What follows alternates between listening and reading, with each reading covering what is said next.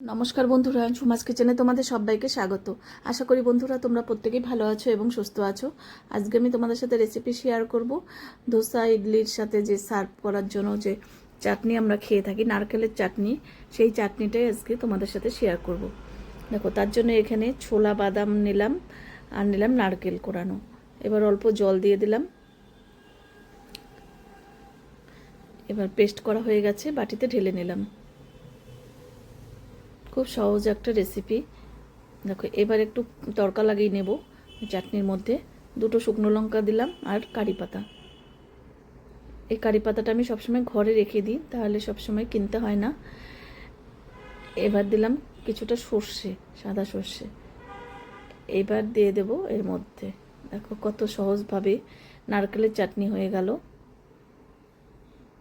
দেখো, কালকে আমি ধোসার সাথে এই চাটনিটাই করেছিলাম। একসাথে করলে তোমাদের কিন্তু ভিডিও দেখতে ভালো লাগতো না, সেই জন্য আমি এটা আজকে ছাড়লাম। আর দিলাম এখানে নুন আর একটু চিনি। দেখো কত সুন্দর লাগছে দেখতে, আর খেতে তো দারুণ হয়েছিল। দেখো, আজকে তাহলে আমি এখানেই রাখছি, এর পরের দিন আবার হাজির হয়ে যাব। তোমরা সবাই সুস্থ থেকো, ভালো থেকো, টাটা।